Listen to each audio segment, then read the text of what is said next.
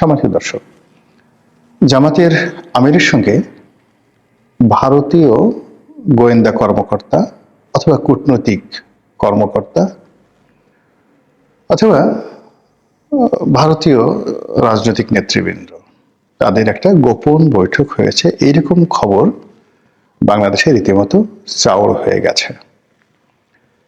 এই খবরের ফলে জামাত, তাদের সহযোগী এবং যারা জামাত ওরিয়েন্টেড যে মতাদর্শ, সেই মতাদর্শের ধারক এবং বাহক, কিংবা জামাত যে সকল ন্যারেটিভ নিয়ে, রাজনীতির যে সকল বক্তব্য নিয়ে তারা টিকে আছে বা ক্ষমতায় যেতে চাচ্ছে, তো এই খবর রীতিমতো তার উপর চপেটাঘাত।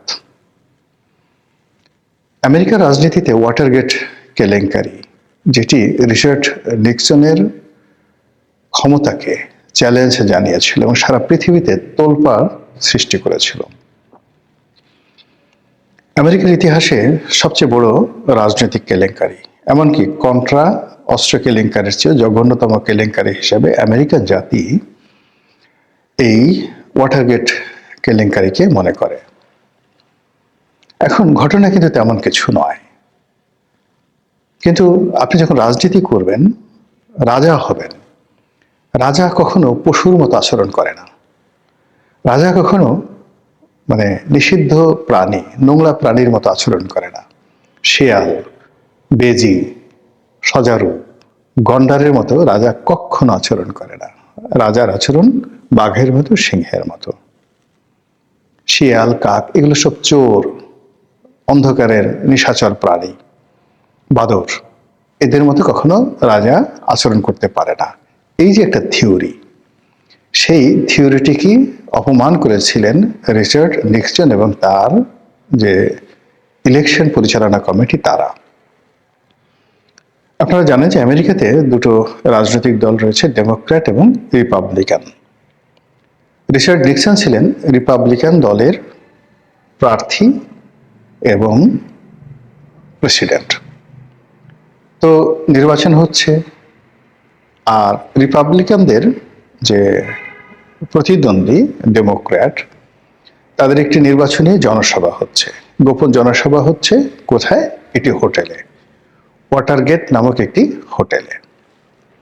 তো সেখানে ডেমোক্র্যাটরা কি আলোচনা করে গোপনে, সেই বিষয়গুলো জানার জন্য রিচার্ড নিক্সনের যে সকল নির্বাচনী কর্মকর্তা আছেন, তারা ওই জমানাত 1970 সনে আধুনিক এতটা ডিভাইস ছিল না, তারা সেখানে একটা টেপ রেকর্ডার স্থাপন করেছিল। পরবর্তীতে সেই টেপ রেকর্ডারটি ধরা পড়ে এবং তদন্তে বের হয়ে আসে যে এই কাজ রিপাবলিকানরা করেছে, অর্থাৎ প্রেসিডেন্ট নিক্সন করেছে। অমনি সারা আমেরিকার রাজনীতির ইজ্জতের উপর ঘা লাগে। চারিদিকে শুধু সি সি রব পড়ে যায় যে মানুষ এত খারাপ হতে পারে। কারো ব্যক্তিগত, প্রাইভেট, প্রতিপক্ষের গোপন বিষয় জানার জন্য এতটা নীচতা, এতটা খারাপ কাজ কোনো রাজনীতিবিদ করতে পারে, এটা 70-এর দশকের আমেরিকার জনগণ কল্পনাই করতে পারেনি। এবং এটাই হলো ওয়াটারগেট কেলেঙ্কারি। তো সেই দিক থেকে আপনি যদি এই ওয়াটারগেট কেলেঙ্কারির মূল থিমটা ধরেন, সেটা হলো আপনি রাজনীতিবিদ হিসেবে যা বলবেন সেটা ধারণ করবেন, সেটা বিশ্বাস করবেন, সেটা বাস্তবায়ন করবেন। মুখে একটা বলবেন, অন্তরে একটা ধারণ করবেন। এই মুনাফিকই ওয়াটারগেট কেলেঙ্কারির মতো কলঙ্কময়। আপনি দেখাবেন মূলা, ঢুকাবেন কলা, দেখাবেন কচু, খাবেন ঘেঁসু। এই যে জিনিসগুলো, এই জিনিসগুলোই রাজনীতিতে ওয়াটারগেট কেলেঙ্কারি সমপর্যায়ের। বাংলাদেশের জামাত, তাদের দুটো রাজনীতির মূল এজেন্ডা রয়েছে। একটা হলো তারা ভারতের আধিপত্যবাদকে অস্বীকার করে। দ্বিতীয়ত হলো যে তারা ভারতের যে উগ্র হিন্দুত্ববাদী রাজনৈতিক দল বিজেপি, তাদেরকে মনে করে বাংলাদেশের জন্য হুমকি।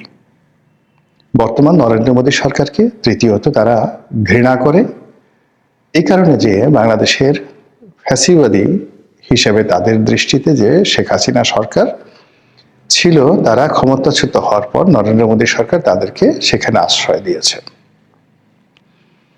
এরপর জামাত মনে করে যে 1971 সনের যে যুদ্ধটি, এই যুদ্ধটি মূলত ভারত বাংলাদেশের উপর চাপিয়ে দিয়েছে এবং পাকিস্তান বাংলাদেশ মূলত ভাই ভাই, নিজেদের মধ্যে একটি ভাতৃঘাতী সংঘাত হয়েছিল, অভ্যন্তরীণ সংকট।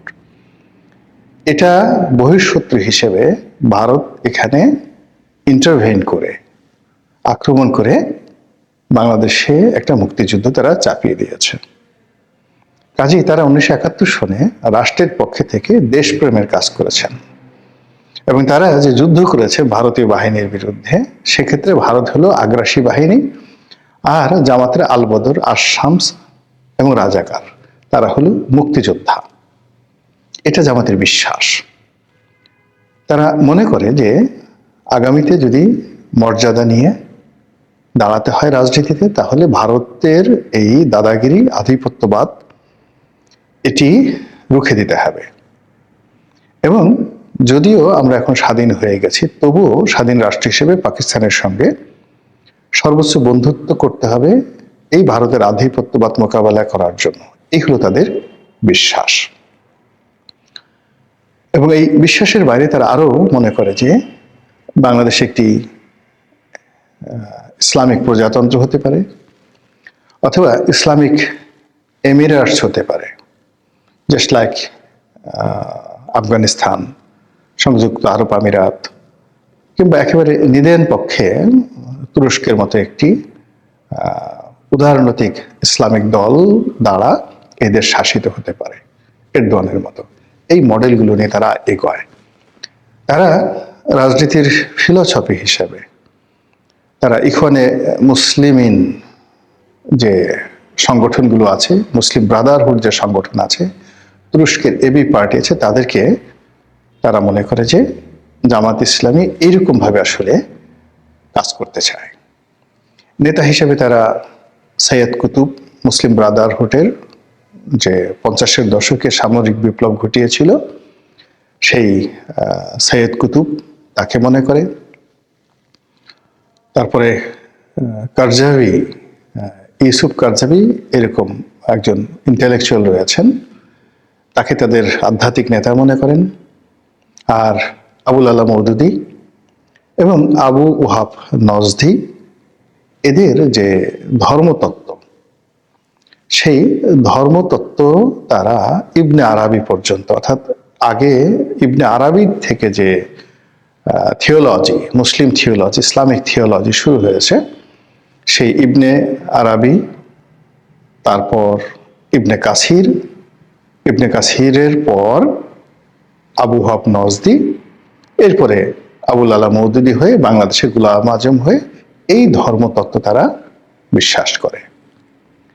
তো এইভাবে করতে করতে করতে করতে 2024 সালের যে জুলাই আগস্ট বিপ্লব হলো, সেই বিপ্লবের সবচেয়ে বড় স্টেক হোল্ডার, মাস্টার মাইন্ড, সেনাপতি, যা বলেন না কেন, এটা মূলত জামাত। আমরা সবাই এখন জানি যে এনসিপি, টেনসিপি, অন্য যে সকল 10টি প্রক্সি সংগঠন রয়েছে, 10 থেকে 15টি, এটি মূলত জামাতেরই A team, B team, C team, D team. তাদের মাধ্যমে সেই যে 2008-9 সন থেকে জামাত যে প্রস্তুতি নিয়ে যাচ্ছে ধারাবাহিকভাবে, সেটির বিস্ফোরণ ঘটেছে 2024 সনের আগস্ট মাসে। ফলে জামাত এই মুহূর্তে বাংলাদেশের সবচেয়ে শক্তিশালী সংগঠন, যাদের হাতে রাষ্ট্র ক্ষমতা আছে। এবং আজকের দিন পর্যন্ত জামাতই আসলে রাষ্ট্র চালাচ্ছে। আর জনপ্রিয় দল হিসেবে, শক্তিশালী দল হিসেবে যেখানে যেখানে আসলে প্রভাব বিস্তার করলে জামাতের ক্ষমতায় আসতে, রাষ্ট্র পরিচালনা করতে কোনো সমস্যা হবে না, বরং বদনাম হবে, সেই জায়গাগুলো তারা বিএনপিকে ছেড়ে দিয়েছে। Tempo stand, bus stand, bank, বিমা, চাঁদাবাজি থেকে শুরু করে পুলিশের বড় বড় নিয়োগ বদলি, সিভিল সার্ভিসের মানে মিডল ক্লাসের কর্মকর্তাগুলো সব জামাত তাদেরকে ছেড়ে দিয়েছে এবং বিএনপি সেইকে নিয়ে মুড়ি মুরকির মতো তারা খাচ্ছে।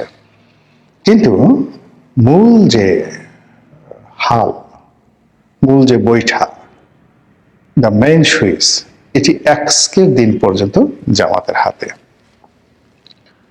তো এই সময়ের মধ্যে জামাতের আমির আন্তর্জাতিক বার্তা সংস্থা রয়টার্সকে একটি সাক্ষাৎকার দিলেন। তিনি সাক্ষাৎকারটি কেন দিলেন, কিভাবে দিলেন, এটা আমার মাথায় ঢুকছে না, বা এটার আদৌ প্রয়োজন ছিল কিনা আমি জানি না। সম্ভবত ঈর্ষা তাদেরকে পেয়ে বসেছিল। এর কারণ হলো সেই গত ৩-৪ মাস ধরে আওয়ামী লীগ এবং শেখ হাসিনার সম্পর্কে আন্তর্জাতিক সব গণমাধ্যম একের পর এক মানে রীতিমতো বোম ব্লাস্টিং নিউজ করে যাচ্ছে। তারপর তারেক রহমান সাহেবের আগমন, বেগম খালেদা জিয়ার অসুস্থতা এবং সর্বশেষ তার জানাজা নিয়ে আন্তর্জাতিক গণমাধ্যমে কেবল বিএনপি বিএনপি বিএনপি। এর ফলে জামাতের সম্ভবত ইগোতে লেগেছে, এবং এই কারণে হয়তো, হতেও পারে নাও হতে পারে, রয়টার্সের সঙ্গে জামাতের আমির একটি সাক্ষাৎকার দিয়েছেন, এবং সাক্ষাৎকার দিতে গিয়ে তিনি নিজে ইচ্ছা করে হোক বা রয়টার্সের যে সাংবাদিক তার প্রশ্নের ফাঁদে পড়ে হোক, যেভাবে হোক তিনি একটি কথা বলে ফেলেছেন। সেই কথাটি হলো ভারতীয় কূটনীতিবিদদের সঙ্গে বা ভারতীয় কর্মকর্তাদের সঙ্গে তার একটা গোপন বৈঠক হয়েছে, এবং সেই গোপন বৈঠক তিনি গোপন রেখেছেন এই কারণে যে ওই বৈঠকের যারা কর্তা তারা বলেছিলেন যে এটি যেন প্রকাশ্যে না বলা হয়, অর্থাৎ ভারতীয় কর্তৃপক্ষ জামাতের আমিরকে নিষেধ করেছিলেন।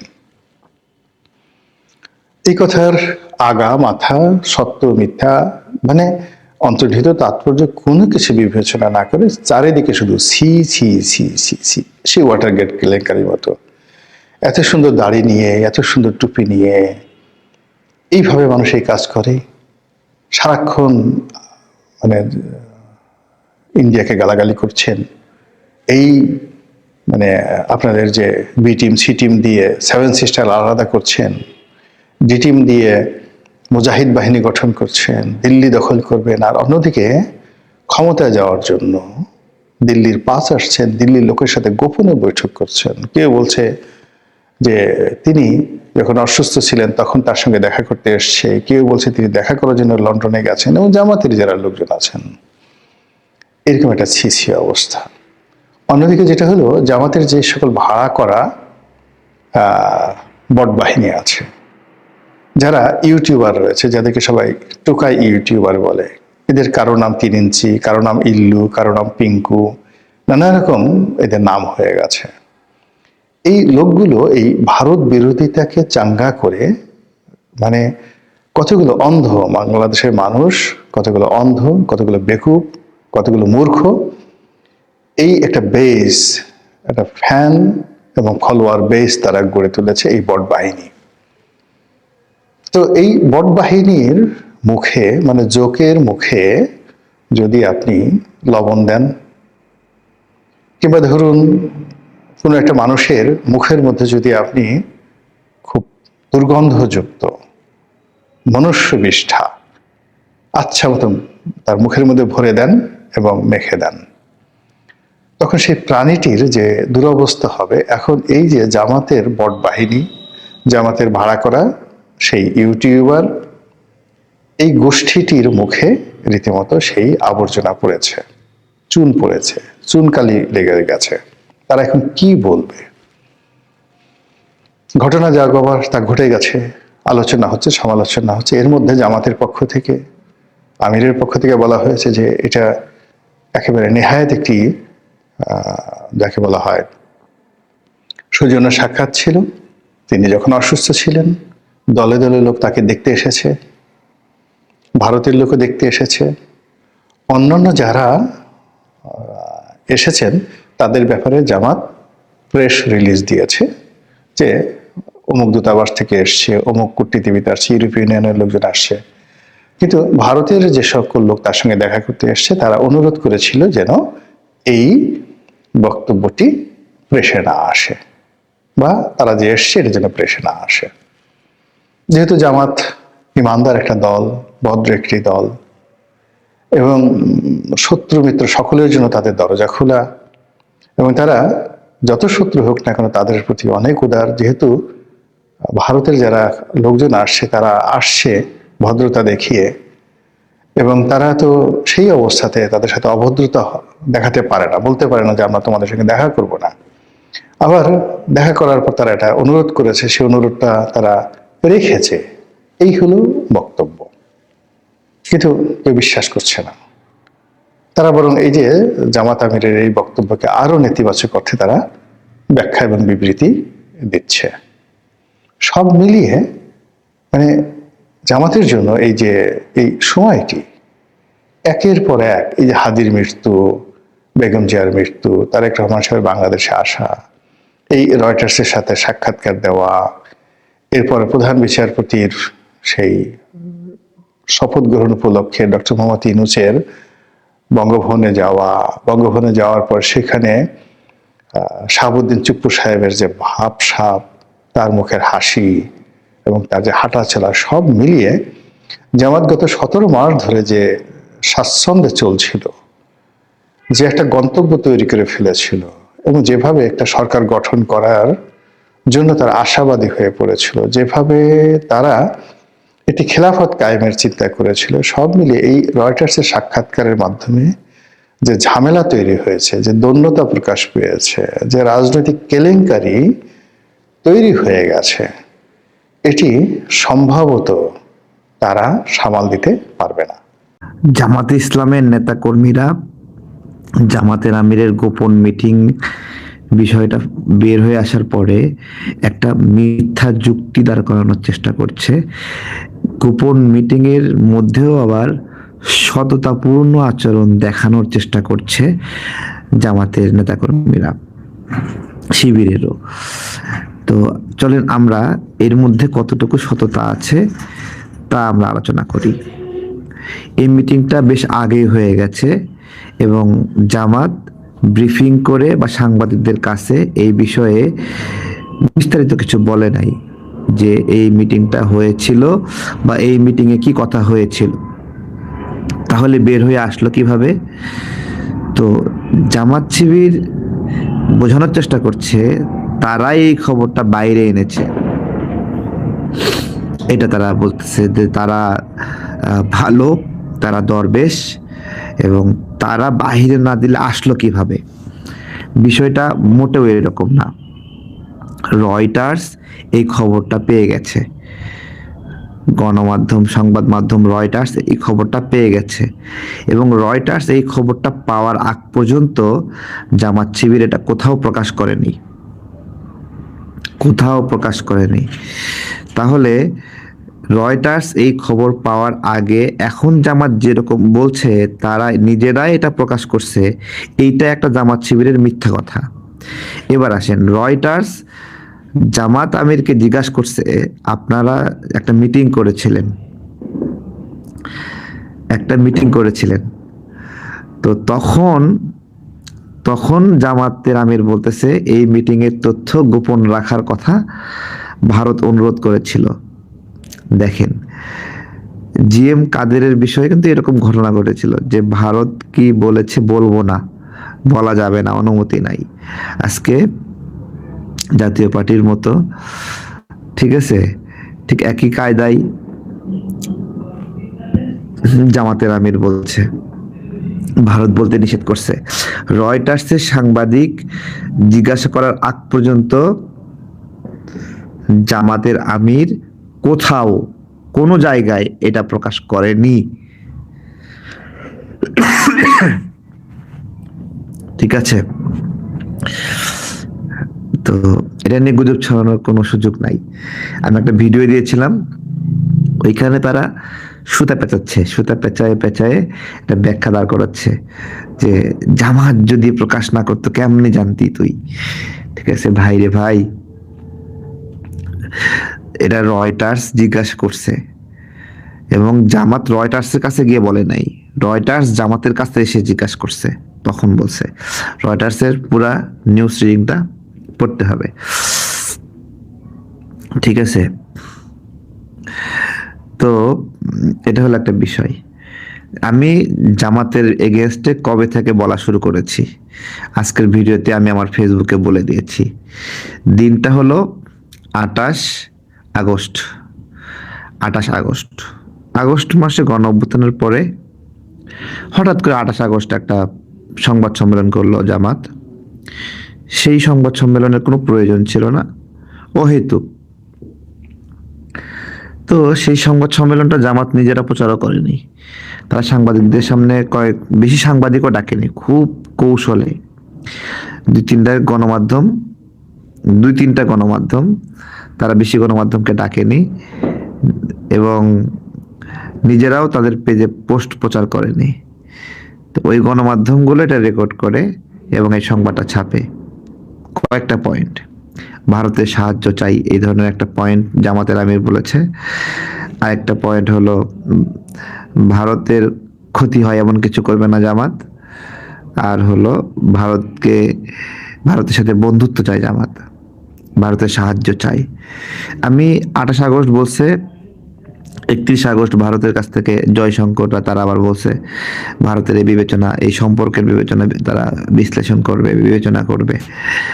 আমি ঠিক ওই দিনের আগ পর্যন্ত জামাত নিয়ে কোনো আজে বাজে কথা বলিনি, ঠিক আছে? তখন থেকে এই ভারতের দালালদের পিছে লেগেছি। সার্বভৌমত্ব অন্যরকম একটা শক্তি। সার্বভৌমত্ব কি? আপনার বাড়িতে 3জন মানুষ আছে, 3জন মানুষের 3টা ঘর, একটা ঘর একটু সুন্দর। আপনি সুন্দর ঘরটা পাওয়ার জন্য পাশের বাড়ির লোকরা নিয়ে এসে বিচার সালিশ বসাইছেন, আমরা বলবো আপনার বাড়ির সার্বভৌমত্ব নষ্ট হয়েছে। তো জামাতের বিদেশ প্রেম এখন নতুন না, আগে থেকেই এরা ইউরোপীয় ইউনিয়ন সহ বিভিন্ন দেশের সাথে ইয়ে করে, ঠিক আছে? দলটা ইসলামিক কিন্তু দুনিয়ার সম্পর্ক অমুসলিম মানে দেশগুলোর সাথে, ঠিক আছে? এই আর কি বিষয়। তো ভালো থাকবেন। শুভ নববর্ষ, শুভ নববর্ষ, শুভ নববর্ষ। ভালো থাকবেন। আসসালামু আলাইকুম।